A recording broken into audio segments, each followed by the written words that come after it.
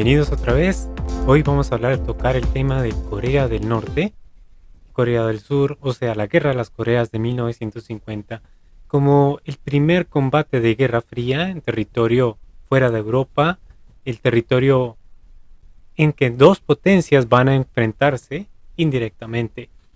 Esto que nos va a servir mucho para entender como también el canal de Suez, la guerra del 56, como lo que hemos visto de Afganistán en temas anteriores, pero vamos a entender que estas guerras frías se enfocan en que dos potencias utilicen territorios externos en conflicto para ganar una posición, un terreno por desgaste. Y hoy en día podemos comparar el asunto ucraniano igualmente con lo que está sucediendo acá. Entonces, para empezar, si tenemos que dejar claro que en el asunto de las guerras de las Coreas, para 1945, los japoneses tienen que retirarse, entran prácticamente los soldados soviéticos y también van a estar los norteamericanos de alguna manera.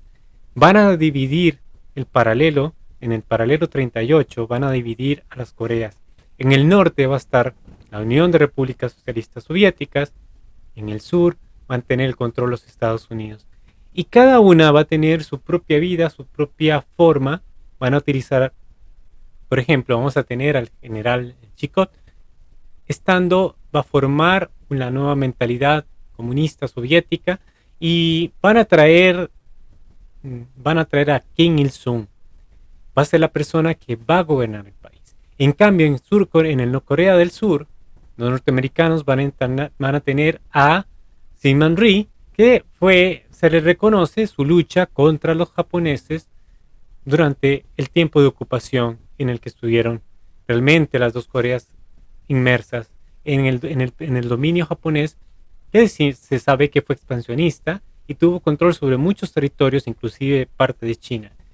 Esa expansión de Japón vino desde mucho tiempo atrás, inclusive desde la Primera Guerra Mundial, cuando prácticamente Gran Bretaña va a necesitar ayuda para tomar esos puertos alemanes, por ejemplo, de Tsingtao, va a ser parte de su expansión japonesa y también va a tomar islas juntos con los australianos. Pero bien, en el tema de 1945 va a estar formado prácticamente la división en el paralelo 38. Y vamos a ver que Estados Unidos fue el que tenía la bomba atómica, fue la que utilizó en Nagasaki e Hiroshima, que sabemos que era innecesaria por el avance de las tropas soviéticas que iban directamente a Japón como parte de una de las reuniones en el cual se acordó que una vez terminada la guerra en Europa, se iban a enfrascar en el tema de Japón. Y Stalin prometió que 3 meses después irían camino a Japón. Y así fue. Se utilizaron las bombas atómicas y quedó como comandante en jefe el general MacArthur en Japón. Para 1949 vamos a tener que ya la Unión de Repúblicas Socialistas Soviéticas va a tener su primera bomba atómica y ya las cosas van a ser diferentes. Ya no es el predominio o el dominio completo de Estados Unidos con una bomba atómica. Ya los soviéticos la van a tener y va a ser una arma también disuasoria, pero va a ser una arma en el cual ya son dos potencias que están equilibradas y entendiéndose que la mayor parte de la guerra, de la Segunda Guerra Mundial, la Unión de Repúblicas Socialistas, fueron los que realmente se pueden considerar los verdaderos vencedores en el Europa Oriental. Y en estas zonas fueron los que liberaron también la presencia japonesa. Entonces tenemos a Japón ya con un dominio claro de Estados Unidos y vamos a tener Corea partida en dos. ¿Y eso qué nos va a traer? Va a venir una guerra fría porque a Estados Unidos le preocupa mucho la expansión del comunismo y en este sentido Kim Il-sung va a tener una situación de viajar a Moscú en el cual va a buscar la ayuda de la Unión Soviética, pero se le rechaza de alguna manera porque eso llevaría a un conflicto con Estados Unidos. Pero eso no acaba ahí. Kim Il-sung quería unificar las Coreas y no, de alguna manera la Unión de Repúblicas Socialistas Soviéticas le gustaría tener la península prácticamente dominada. Pero fueron cautos. Realmente hay una posición estratégica, se va a entender, se va a entender que ya hay un proceso de Guerra Fría. Pero vamos a tener que Mao sí va a visitar Moscú y va a lograr de los soviéticos un apoyo militar, pero sobre todo aéreo. Porque Mao sí tenía el interés de tener una invasión, de tener un control de una zona de su influencia que siempre le había costado tener, pero es una zona de influencia muy cercana, que prácticamente es fronterizos también. Hay que entender que tanto Corea del Norte, si lo vemos hoy en día, Corea del Norte sí tiene frontera con China y Rusia, Corea del Sur no, pero como las Coreas en sí, ambas tendrían prácticamente fronteras con China y Rusia, y es una zona prácticamente de influencia natural china. A lo bien, tenemos que ver que Stalin le permite la ayuda a través de Mao, que sí tiene el interés de una expansión y una expansión del comunismo. Y Kim Il-sung, con las ideas, digamos, desde Rusia, que en el cual fue formado, y va a ser la primera, él va a ser el primero en generar una dinastía coreana y comunista.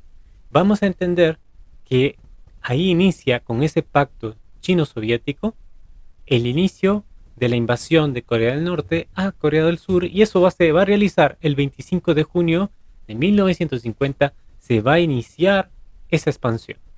Y bien, Syngman Rhee dijimos que era en Corea del Sur. Syngman Rhee se vio obligado a solicitar ayuda, y vamos a ver la respuesta inmediata de Estados Unidos. Tanto es así que, que al 28 de junio de 1950 va a haber una reunión de emergencia en la ONU y en el Consejo de la Seguridad de la ONU. En ese momento la Unión de Repúblicas Socialistas Soviéticas brillaba en la ausencia en la ONU, porque reclamaba que no se había reconocido la China de Mao. Y eso lo aprovecharon realmente los otros países. Estados Unidos va a tomar la iniciativa por sí misma de enviar los primeros ejércitos hacia Corea. Pero va a utilizar la plataforma de la ONU, va a ser una bandera de la ONU. Sin embargo, esto van a ser las críticas posteriormente. Porque si bien la ONU iba a tomar el control bélico de la situación, quienes realmente tenían el control de las decisiones eran los norteamericanos, y sobre todo en la figura del general MacArthur. Eso va a ser una crítica en el cual van a ser más de una unión o una cooperación de 22 países que se van a unir con sus ejércitos y van a enfrentar a Corea del Norte, a China y posiblemente Rusia, pero en este caso sería a los norcoreanos. No era todavía visible los soldados de otros países. Era simplemente enfrentamiento de una coalición de 22 países contra los norcoreanos, que recibían apoyo militar de preparación por armas de Rusia y de China. Bien, entonces se realiza la reunión de emergencia, y Norteamérica va a enviar sus milicias, en el cual el general MacArthur inmediatamente se ve obligado a viajar a Corea del Sur. En ese avance, los norcoreanos en ese periodo van a replegar las tropas surcoreanas, y las primeras norteamericanas las van a replegar hasta la zona de Busan. O sea, los norcoreanos invaden y van a llegar a pasar por Seúl y llegan hasta prácticamente muy al sur de la península, y van a estar rodeados realmente los norteamericanos. La van a ver muy mal, van a estar en una situación de mucha desventaja. Y en ese momento Estados Unidos va a utilizar los B-29 para bombardear territorios al norte del paralelo 38. En este sentido, para agosto de 1950, Estados Unidos se va a ver obligado a reclutar más de 100,000 soldados. Y también van a participar soldados de otros países. Pero aquí el cuerpo de élite de la Marina va a tener que actuar nuevamente, y se va a ver de nuevo se va a ver por primera vez el uso del napalm en esos territorios. Obviamente, con los años vamos a ver en Vietnam el uso del napalm y sus efectos negativos. Aquí prácticamente se empieza a usar. Todavía estaban los odios, prácticamente ese odio entre comunismos y capitalismos. Vamos a encontrar que también la Indochina francesa, estamos hablando que esas zonas de Vietnam, Laos, Camboya, vamos a entender que también estaban en guerra contra los franceses. Hay tensiones. Entonces también los franceses van a tener una participación muy fuerte en este conflicto de las Coreas. Y en este momento el presidente era Vincent Auriol y vamos a tener a esa Francia que va a estar convulsa, está perdiendo colonias y se va a ver en la década de los 60 con lo que es Argelia. También se van a ver esos conflictos que inclusive desde la 1956 ya había problemas en Argelia y Nasser va a apoyar a rebeldes argelinos contra la ocupación francesa. Entonces, los franceses tienen desde hace un tiempo, tienen Laos, Camboya, Vietnam, y ahorita ellos están haciendo su guerra de independencia. De hecho, Vietnam es uno de los primeros en 1945 en pedir su independencia, pero posteriormente hasta 1954 es que van a lograr, y todavía van a haber combates en 1954. Sin embargo, Laos sí va a lograr en el 54 su reconocimiento de independencia. Entonces vemos aquí que también en este punto los soldados franceses o la posición francesa también va a participar. Pero bueno, el asunto es que si vemos que ya estaban rodeados en Pusan, muy al sur de la península, para septiembre de 1950 va a haber fragatas, va a haber una enorme fragatas que van a llegar a Corea del Sur, pero sobre parte del puerto de Incheon, que es como el puerto de Seúl o el puerto más cercano a Seúl, para dividir esas fuerzas norcoreanas. ¿Y qué vamos a ver aquí? Que en ese barco va a estar MacArthur con la bandera de la ONU, ya directamente con mayor apoyo internacional, y van a lograr con éxito repeler, retroceder las líneas norcoreanas. Parte de las guerras frías van a ser muy común esos avances, un día se pierde y otro día se gana territorio entre ambos, es muy normal. Recordar que esta guerra duró activamente 3 años seguidos. Bien, entonces van a haber momentos de estancamiento, van a haber momentos de expansión, de retorno o de recuperación de una misma ciudad, como Seúl, que fue perdida y recuperada por los norteamericanos más de 3, 4 veces.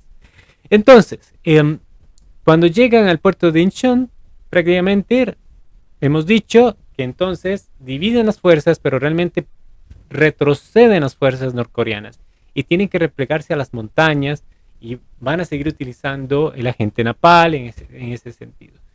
Pero el objetivo de dividir era también retomar Seúl, y al tomar Seúl era simbólico porque también colocaron la bandera de la ONU y el restablecimiento de la presidencia de Syngman Rhee, inclusive con visibilidad en la ONU. Entonces, para esa época, en ese momento, Seúl queda devastado, va a ser eso posible, pero Syngman Rhee va a tener un problema muy, muy grave. Va a tener una posición demasiadamente despiadada. Es algo que también los norteamericanos también no se van a sentir cómodos en esa situación. Sin embargo, era importante tenerlo de aliado porque realmente era una figura muy significativa en los surcoreanos y también para norteamericanos era un líder. Bien, entonces MacArthur sin autorización también va a buscar, sin autorización de la ONU, inclusive de Truman, va a tener la iniciativa de sobrepasar el paralelo 38, llegar donde están las tropas norcoreanas en el norte y llegar hasta el río Yalu, que eso ya es prácticamente la frontera con China. El problema es que si eso lo hacía, China se iba a ver obligado a tomar una posición de enfrentamiento o de participación más directa. Se iba a ver en necesidad porque ya estaba, para la mentalidad de Mao, eso significaría que podrían invadir China o que ya estaría perdiendo sus líneas de seguridad básica, que es Corea del Norte. Corea del Norte para China era básico para su protección en el sur, como también era importante tomar toda la península para su zona o línea roja de seguridad nacional. Y bien, entonces para el 1 de octubre van a pasar el paralelo 38 y van a llegar, inclusive van a llegar hasta el río Yalu. Pero en esto tenemos que ver que, que Truman se preocupa mucho y la CIA le dice o tiene información de la CIA en su espionaje que Mao se está preparando para algo más grande, algo mayor. No tienen claro, pero sí que se están armando y que está tomando un llamado a voluntarios. Y en eso se van a reunir Truman y MacArthur en una isla del Pacífico y MacArthur va a decirle con sus típicas formas de que que China no iba a hacer nada y que para diciembre de ese año sus tropas norteamericanas iban a regresar a casa triunfantes. Truman se cree la historia, sin embargo, al poco tiempo se dará cuenta que la realidad era diferente y que esto no iba a ser una, una guerra relámpago, sino que iba a ser prácticamente una guerra de largo tiempo y desgastante, en el cual soldados norteamericanos, muchos van a ser también ejecutados, también van a tener muchas bajas también, van a tener campos de reclutamiento de presos, soldados presos por parte de los norcoreanos. Pero también vamos a ver que recordar la figura de MacArthur. MacArthur era una figura muy bélica, una figura muy agresiva. Y MacArthur, cuando estuvo en su periodo en Japón y se utilizaron las bombas atómicas, negó mucho de la información, ocultó la información y todavía mintió ante la prensa internacional diciendo que los efectos del uranio o los efectos de las bombas atómicas reactivas no generaron ningún problema en la población. Todos sabemos todo lo contrario.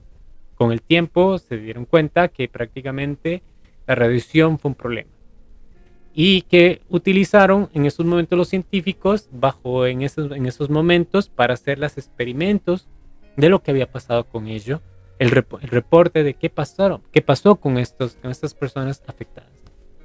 Bien, entonces ya conocido el problema, se van a dar cuenta que China había formado el grupo de voluntarios, el ejército de los voluntarios, y se le llamó como voluntarios de ejército de voluntarios, un nombre como el ejército de voluntarios del pueblo, algo así. Eran más de 1 millón, se puede hablar de 1,5 millones, ya estaban en la frontera y 300,000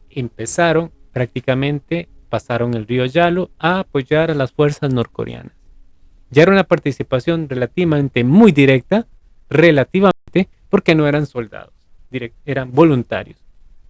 Y vamos a tener a un líder chino bajo el mando de esos ejércitos, que posteriormente va a ser un héroe, pero va a tener problemas con Mao, al menos en un momento, porque su hijo muere. El hijo de Mao muere en estos ejércitos voluntarios, va a morir, y eso fue un gran dolor para Mao. Pero bien, al final de la guerra de Corea, va a estar como un héroe en China. Y en esta situación, el, cuando ingresan prácticamente esos voluntarios, va a ser el retroceso de todos esos ejércitos que estadounidenses y surcoreanos que habían logrado llegar hasta líneas del norte. Pero antes de que eso sucediera, el 19 de octubre de 1950, cuando los Estados Unidos o lo que era el complejo de apoyo de la OTAN al mando de Estados Unidos y con tropas surcoreanas, llegan a tomar el 19 de octubre de 1950 la ciudad capital de Pyongyang, de Corea del Norte. Sin embargo, todo se retrocede. Vamos a ver que para noviembre y en esas fechas prácticamente tienen que volver al paralelo 38. Y MacArthur se va a ver obligado a solicitar ayuda a Truman y exigirle que le envíen bombas atómicas. Esto, MacArthur hablaba en serio, no lo tomaba como un poder de disociación o un poder de poder negociar bajo presión. La amenaza, el decir que puede utilizar las bombas atómicas, no, MacArthur sí las iba a usar de verdad. El problema es que en manos de MacArthur iba a ser Norcorea y ciudades de China. Y eso sería prácticamente ya no una guerra fría, sería una guerra frontal contra los chinos y los rusos. En su pacto chino-soviético ya los iba a unir, como también tenemos que recordar que cuando China y Rusia han estado unidas, por ejemplo en el periodo de Mao y Stalin, estuvieron muy unidas, se entendieron muy bien, a pesar de sus diferencias, se entendieron muy bien, y en la guerra todavía, que ya era del, todavía en la guerra ya posterior, en la guerra de Suez, 1956, ya no va a estar Stalin, va a estar Khrushchev. Ya empiezan las diferencias mayores, pero todavía unidos lograron que Londres y Francia se retiraran de Egipto cuando Rusia amenazó que si no se retiraban las tropas francesas e inglesas de Egipto, iban a lanzar bombas atómicas a las ciudades de Londres y París. En ese momento, Eisenhower, como presidente, tenía una política diferente. Y también no estuvo de acuerdo con la invasión de franceses e ingleses en el canal de Suez. Pero aquí vamos a tener a Truman y vamos a tener a Mao y vamos a tener a Syngman Rhee y vamos a tener a Stalin. Entonces Stalin va a estar decidido a enfrentar durante el tiempo que sea, apoyar a los chinos, y China de Mao va a estar decidida hasta dónde se acaba esto. En este caso, vamos a ver que en efecto, la guerra se expandió por 3 años, pero todavía estamos hablando de 1900, finales de 1950. Y pidió como más de 34 bombas atómicas. Y esto para el 8 de diciembre, ya MacArthur tendrá que estar en el paralelo 38. Para marzo siguiente, en 1951, alrededor del 14 de marzo de 1951, la ONU vuelve a recuperar Seúl. Van a estar en ese juego de territorios y pasarán unos pocos kilómetros más del paralelo 38. Como es una guerra fría, es hasta dónde se puede, hasta quien, el primero que se desgaste es el que va a tomar una posición de término del conflicto. Pero todavía no hay desgaste. Vamos a ver que estos ejércitos voluntarios van a lograr el estancamiento de las fuerzas de MacArthur. Y al haber discrepancias, porque sí, Truman quería usarlas, pero Truman tenía la visión de escuchar las recomendaciones tanto de Gran Bretaña, la presión interna, y sabía que no era conveniente utilizarlas. Sabía que eso, como hemos dicho, iba a ser un enfrentamiento entre las potencias, sobre todo entre China, Rusia contra Estados Unidos y el bloque de 22 países. Eso podría ser de nuevo una tercera guerra mundial. O, si lo podemos ver, una continuación de la segunda, pero en el lado asiático, donde estamos hablando que es la zona de los territorios donde Japón estuvo.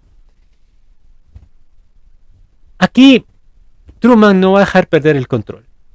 Va a tener fuertes discrepancias con MacArthur y va a retirar a MacArthur. Lo va a retirar completamente. Lo va a mandar a llamar y lo quita completamente del cargo. Pero regresa como un héroe nacional a los Estados Unidos. Y eso a MacArthur le va a dar una tranquilidad. Le va a dar una seguridad que sí va a tener va a tener armas nucleares listas, pero él va a tener el mando. No confiaba ya en MacArthur. Y bien, Estamos hablando que el retiro de MacArthur es alrededor de abril de 1951 y esto fue mal visto en la prensa norteamericana o muchos críticos norteamericanos dijeron aquí ganó Rusia y China. Y empezaron a ver la temática que a lo interno de Estados Unidos habían comunistas que estaban haciendo el daño, pero no, era una política de entender que las guerras frías no son guerras directas y que no van a utilizar las peores armas destructivas, sino que tienen que hacer guerras donde utilizan un territorio, un tercer territorio, con armas convencionales o de alguna tecnología, pero que tienen que ser lentas, tienen que ser prácticamente de desgaste, en el cual tienen que encontrar sus beneficios o encontrar hasta dónde pueden llegar, o inclusive podrían estar hasta pactadas hasta lograr el armisticio. Y hay que entender que lo que tiene Corea del Norte y Corea del Sur todavía es un armisticio firmado en 1953. La guerra no ha terminado. En teoría existe todavía una guerra entre ellos, pero bajo un armisticio. Es decir, hay un impasse, hay un momento en que no hay conflicto bélico directo, pero hay tensión entre ellos, hay división. Se podría hablar de una pronta unión, una posibilidad. Hay que ver prácticamente qué va a suceder geopolíticamente en el mar de China y también las formas comerciales. Va a haber el choque ideológico, comercial, todavía. Sin embargo, son pueblos coreanos en el cual tarde o temprano tendrán que tomar una decisión de qué va a pasar, hasta dónde van a llegar sus diferencias. Y tenemos que ver que hoy en día la visita hace un par de semanas de Stoltenberg a Corea del Sur para exigirle al gobierno surcoreano que enviara ayuda militar a Ucrania, definitivamente no tiene sentido, es insensato. Porque si bien hay como caricias de apoyo, por ejemplo, de una representación surcoreana en la OTAN, una posibilidad, sería reavivar una guerra entre ellos y hacer más fuerte la tensión entre Norcorea y Surcorea y hacer todavía que China tenga una posición un poco más fuerte en ese sentido. Prácticamente ha sido absurdo esa idea, en el cual sería volver a alimentar las llamas de una guerra entre ellos. Es cierto que Norcorea va a tener una posición definitivamente china y rusa, pero hacer que Surcorea tomara una posición en la cual podría tener problemas económicos, financieros con Rusia y China, que de alguna manera tienen buenas relaciones comerciales. Tenemos que ver que esto no solamente iba a ser un grave daño, también tenemos que ver que Corea del Sur tuvo una postura salomónica y dijo: nuestra ayuda va a seguir siendo humanitaria. Y ha sido lo mejor. Entonces Stoltenberg prácticamente su visita fue un ridículo.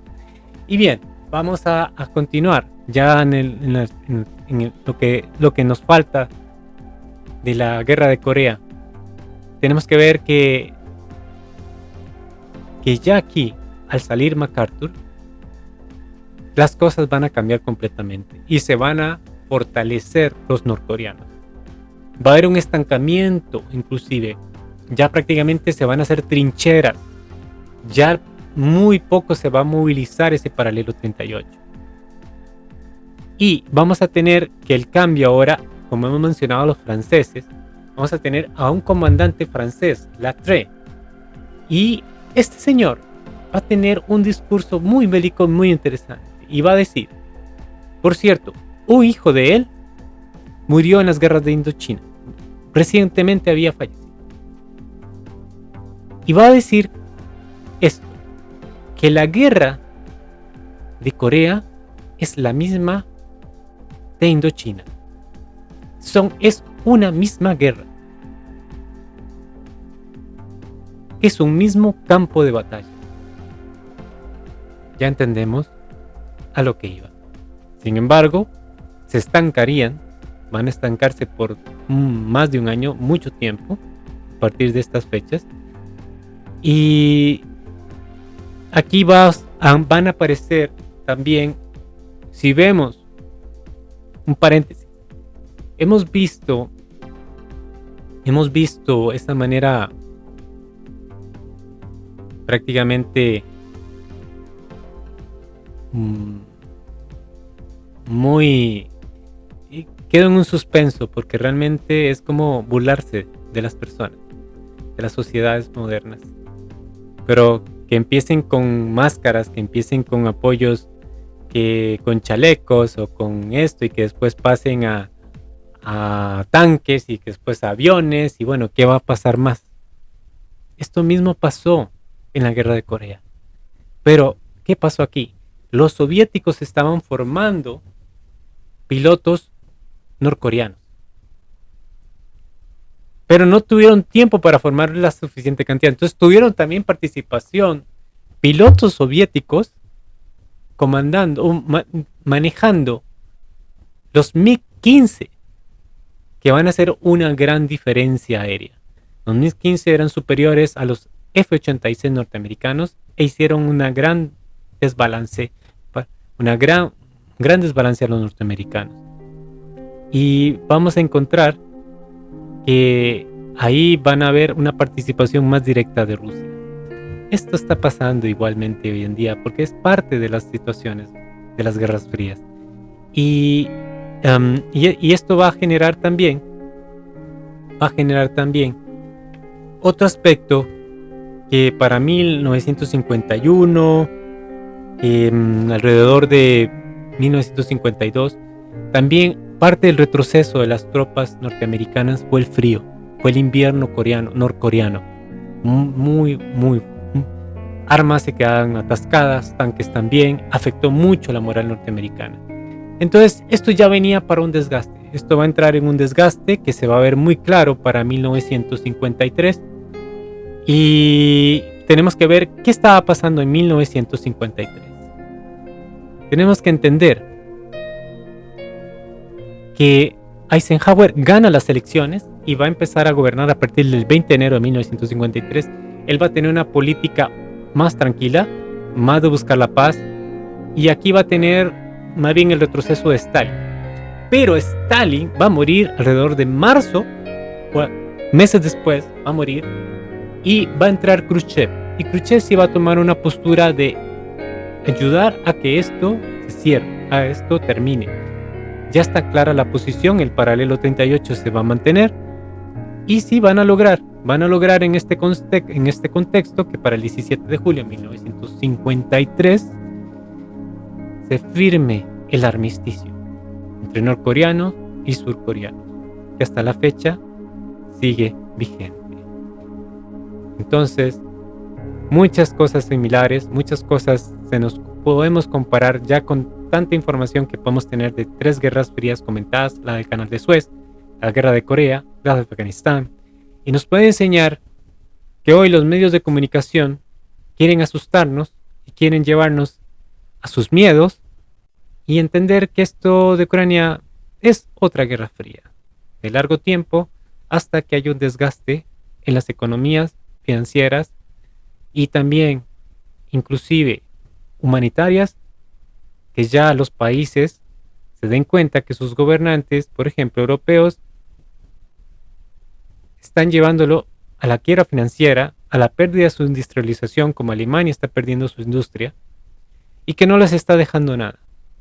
Entonces, el desgaste está pronto por venir, no sabemos dentro de cuánto exactamente, un año más, pero el que primero se desgaste es el que va a necesitar también tomar la posición de un armisticio o el fin de un reparto en Ucrania. Entonces, la guerra de Corea del 50 al 53 nos enseña mucho, nos prepara a entender que prácticamente lo están utilizando en diferentes actores, diferentes posiciones, pero prácticamente podemos entender que es prácticamente una guerra fría, es el contexto de que las bombas nucleares simplemente es una amenaza disuasoria.